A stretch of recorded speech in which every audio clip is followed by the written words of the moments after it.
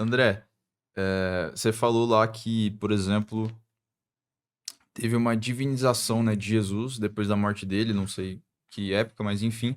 Você acha que esse, você encher a bola de Jesus ali, né, essa divinização ocorreu porque foi uma ideia de estratégia mesmo ali, de manipulação em algum sentido? Ou, de fato, as pessoas que pregavam essas ideias, eles acreditavam fielmente que Jesus foi crucificado, ressuscitou e etc. Então, se a gente entende que concomitantemente a Jesus é o que a gente chama da sincronia, né? Ou melhor, na diacronia. Não, desculpe. Se a gente para olhar o tempo histórico de Jesus e a gente abre a sincronia, isso é, inúmeras pessoas convivendo com Jesus no mesmo tempo e também no mesmo espaço ou espaços diferentes. Inúmeras experiências religiosas apareceram e muitas vão desaparecer. E a gente nem vai saber, salvo por um fragmento aqui, ali, acolá, que elas existiram. Então, uma experiência religiosa, ela só permanece se ela fizer sentido na diacronia, se ela responder alguma coisa. Hoje, dificilmente, nós vamos encontrar pessoas que creem nos deuses gregos, em Zeus, em Hera, em Deméter, em Apolo, em Hermes, percebe? Por quê? Porque em algum momento, no longo processo histórico, essas divindades deixaram de fazer sentido, de dar respostas às demandas dessas pessoas. Por outro lado, se você pega uma experiência religiosa como essa de Jesus, e no longo processo, portanto, na diacronia, você observa que ela permaneceu, né? Então, ela foi sendo capaz de responder questões nesse longo processo histórico. Agora, olha o que a antropologia, né, nos informa, nos diz, enquanto ideias para a gente pensar o desenvolvimento de uma experiência religiosa. Tem um antropólogo chamado Marshall Salins, e esse cara escreveu obras absolutamente fantásticas. Do ponto de Falecido vista. já. Tem no máximo 2, 3 anos, se não estou enganado, viu, com a morte dele. Então, ele produziu obras absolutamente fantásticas do ponto de vista antropológico. Em uma dessas obras, chamada Ilhas de História, ele vai observar alguns pontos interessantes. Ele nunca falou de cristianismo, mas que a gente pode pegar para pensar essas experiências. Ele diz que todos os dias nós, seres humanos, nos transformamos para continuar sendo o que somos. Hum. Todos os dias somos bombardeados por N informações, N ideias, que a gente é incapaz, entre o acordar e o dormir naquele dia, sermos as mesmas pessoas, já que a gente recebeu tantas informações. Talvez um bom exemplo para o nosso público seja uma Fashion Week da vida. A gente olha aqueles desfiles, diz, pô, quando é que eu vou ver essas roupas na rua? Né? Então, provavelmente, nós nunca iremos ver aquelas roupas que aqueles modelos, aquelas modelas usam. Porque aquilo é uma tiragem limitada, caríssima, que vai ser usado por pessoas em lugares que a gente nunca será chamado para ir. Exato. Então, isso explica por que a gente não vê. Uhum. Mas muito mais do que as roupas em si, são cores, são combinações de cores, de estilos. Calça com boca larga, com boca fechada, é lilás, é azul, é vermelho, é preto. cores que vão sendo apresentadas, que você vê um certo estranhamento. Mas como aquilo ali está antecipando o que vai ser a moda no verão e você está no inverno, se tem 5, 6 meses para te bombardear com N informações sobre isso, que amanhã, quando você, que achava aquilo tudo estranho, passar por uma loja de roupa num shopping da vida, numa loja de rua da vida, você vai dizer, "Pô, cara, essa roupa é bem legal."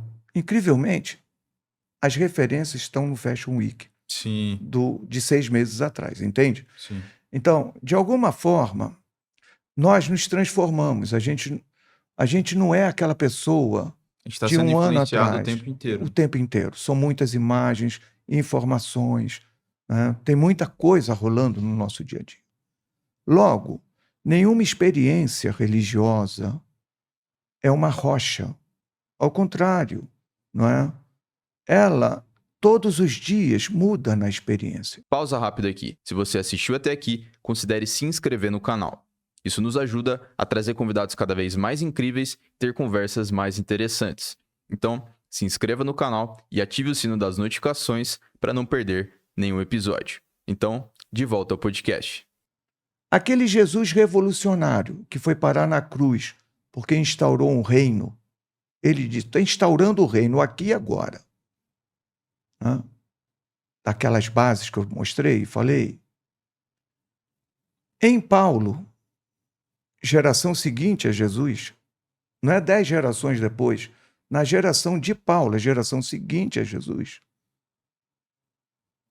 Paulo já está dizendo que o reino virá. O reino não está instaurado. Olha, já está reformando a ideia de Jesus. Uhum. Não é 50, 100 anos depois, 25 anos depois, Paulo está dizendo, olha, o reino virá. Virá por entre as nuvens. Todos nós iremos ver o reino chegar. A dimensão revolucionária de Jesus já foi jogada para o espaço e entra uma dimensão conservadora, que nos últimos 2000 anos os cristãos estão aguardando. Jesus voltar.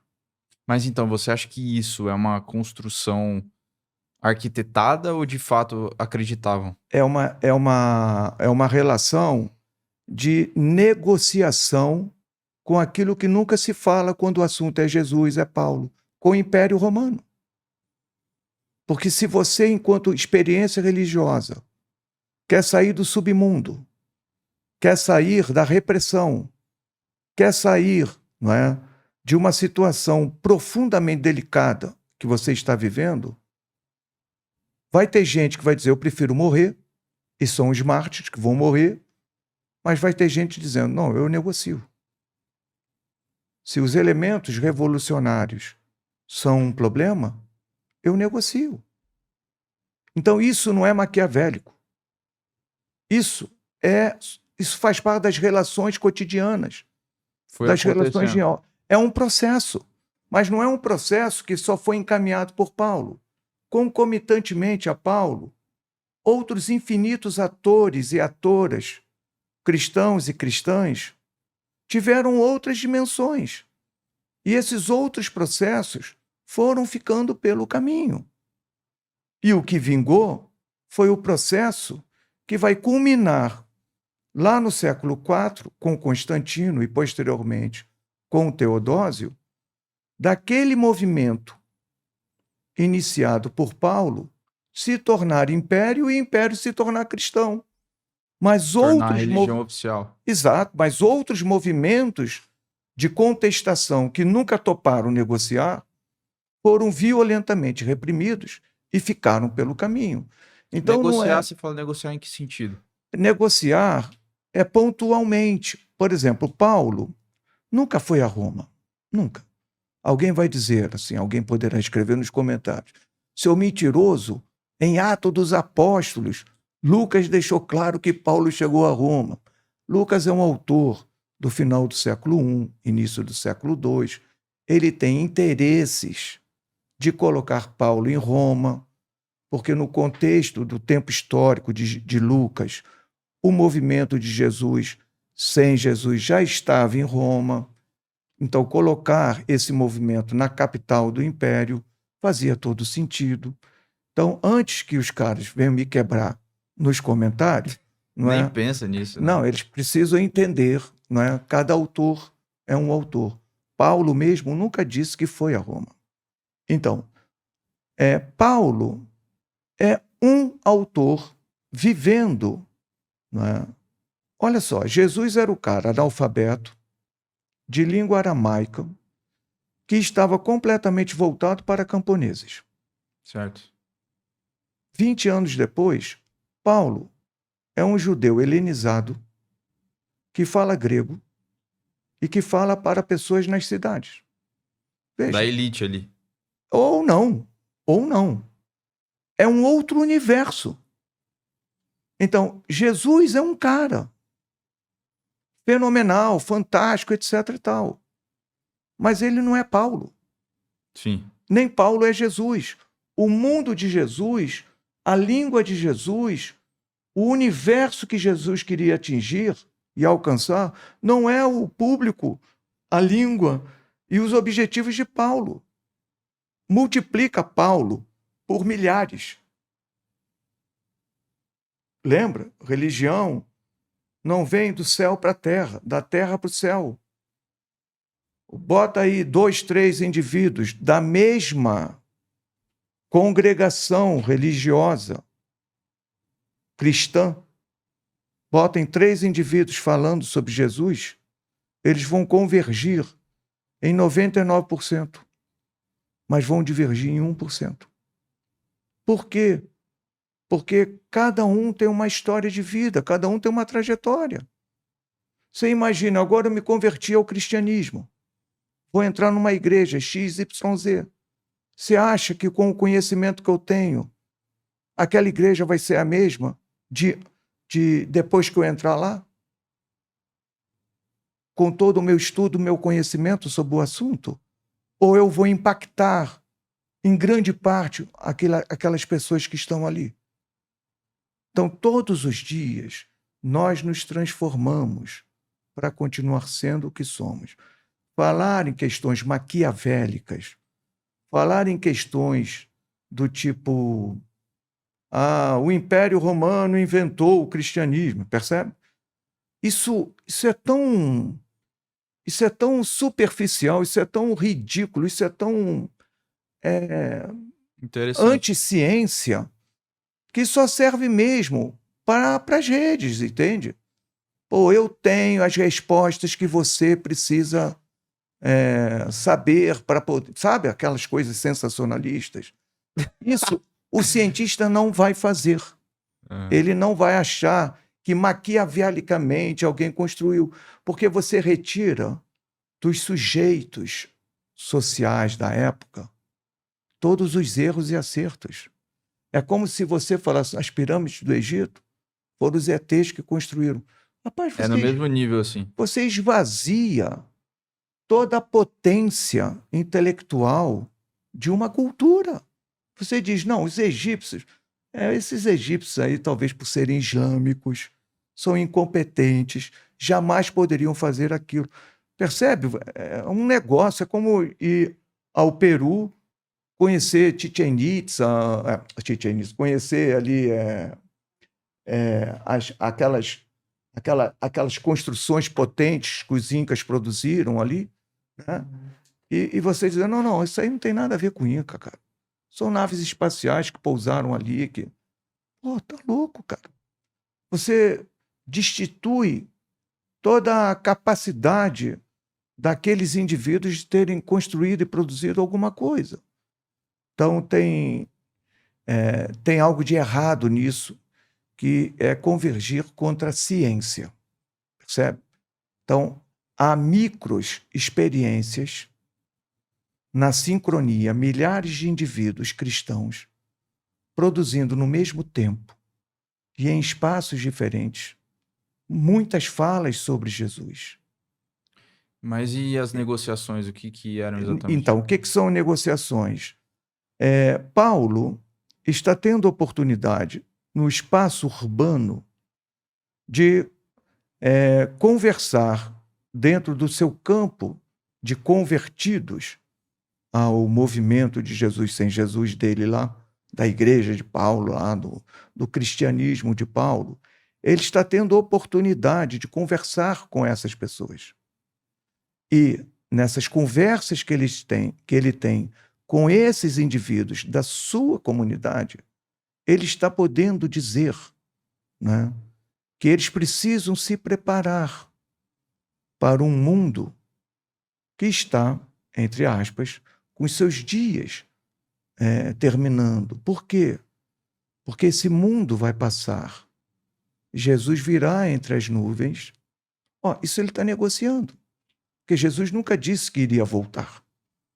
Aliás, Jesus nunca disse, fiquem tranquilos aí, eu vou morrer. 3 dias depois eu ressuscito. Esse é o Jesus Deus.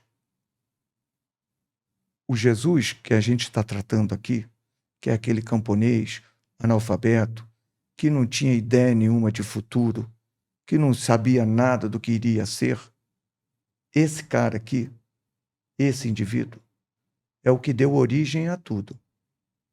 Mas, sob esses temas, sobre essas negociações, sobre as mudanças do que ele falou, isso são os sujeitos que vieram depois. Vieram muito tempo depois. Por exemplo... Você acha que Jesus, assim, sei lá, ele especulava que isso iria acontecer? Não, ele é um camponês, cara. A dificuldade que a gente tem é exatamente essa. Como discernir o sujeito homem, ser humano como qualquer um de nós.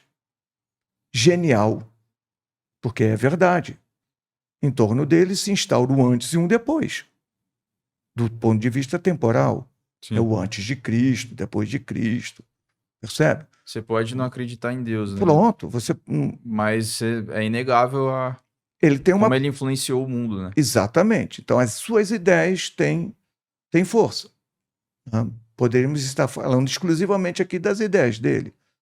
Mas você tem um segundo movimento que é um processo, e isso a gente pega no Novo Testamento, onde, inicialmente, Jesus é o Cristo. Posteriormente, ele será lido como Filho de Deus, até chegar o tempo em que ele será Deus. Mas isso não estabilizou. Por exemplo, a gente fala assim, então o cristianismo com Constantino, o cristianismo com Teodósio, mas os filhos de Constantino e os sucessores dos filhos de Constantino não tinham a dimensão que era admitida na maior parte das chamadas igrejas que se autoproclamavam ortodoxas, que era um Deus trino, um Deus Pai, um Deus Filho e um Deus Espírito Santo. Não. Os filhos de Constantino, quer dizer, na verdade, a começar por Eusébio, que tem uma forte influência sobre Constantino, o próprio Constantino e seus filhos eram arianos. Então, esses caras estão dizendo, não existe um Deus trino. Existe o Deus Criador que criou Jesus.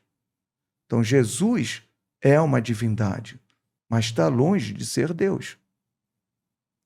Entre Constantino e Teodósio. Só em 381, no chamado... temos o Concílio de Constantinopla, 381, que vai ser batido o martelo para valer, e aí vai ter repressão violenta. Não. Deus não está acima de Jesus. Jesus não está abaixo de Deus. Ao contrário, esse Deus é trino.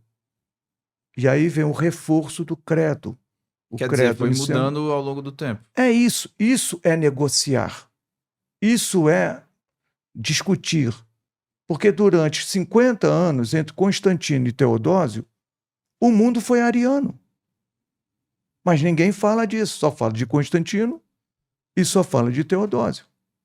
Mas durante 50 anos, os cristãos que criam num Deus trino foram violentamente perseguidos em nome do Deus de Ário, o Deus, né, uno que criou Jesus. Caramba. Percebe? Então, isso são negociações. Por quê? Porque os sujeitos históricos, eles estão a todo momento, né, se transformando para continuarem sendo o que são. Pensa hoje o espectro de campos cristãos que existem só no Brasil. Quantas igrejas com as mais diferentes denominações e cada uma delas achando que são diferentes das outras. Faz sentido isso? Eu diria, claro que faz, porque as realidades sociais, as origens daquela comunidade, quem compõe aquela comunidade, aquelas histórias são extremamente valiosas para justificar tais princípios. E a imensa maioria desses cristãos vão nascer, viver e morrer naquele lugar. Não tem nem noção do tamanho do mundo. Então não tem nem noção das pluralidades infinitas de se ler e se interpretar um texto evangélico, entende? Um texto bíblico.